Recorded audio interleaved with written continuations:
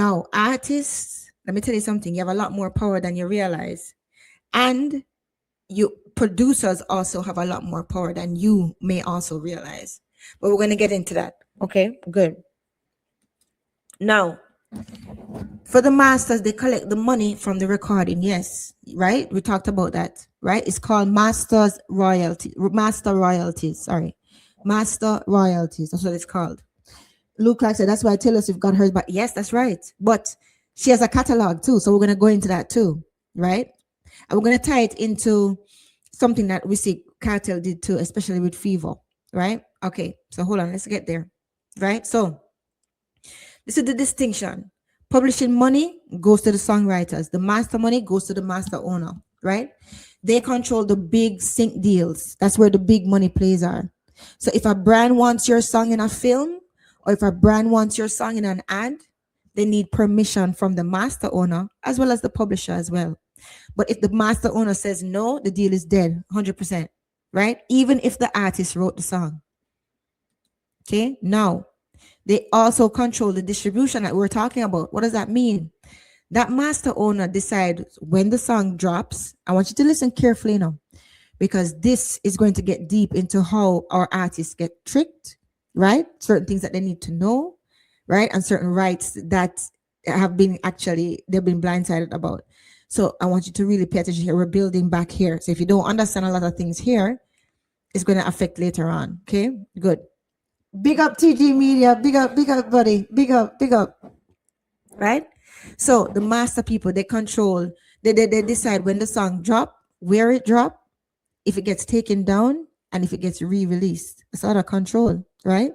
So artists who don't own their masters, they can't just wake up and say, I'm pulling my song from the platforms, right? No, the owner decides, right? They control the remixes, the re-releases, and the versions, right?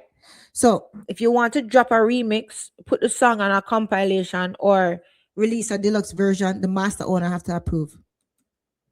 Another thing, they control long-term value. Masters are actual assets. They are, right? Because they can be sold, they can be licensed, they can be used as collateral in a lot of ways, and they can be passed down, right? Generation. So like what Luke Clark, nail on head right there. Luke Clark, see, I wrote it there. Artists like Taylor Swift, she re-recorded her albums because she didn't own her original masters. Artists like Jay-Z, he fights to own masters because that's where long-term wealth sits, right? Good. Wow, look at that fire. I love that. Okay. Now, they can also block you. Yes, you, even the artist. Okay. Now, this is where it gets real. If you're an artist and you don't own your masters, you can't use your own song in a commercial without permission. You can't license your own music freely, and you can't control your music, how your music is monetized.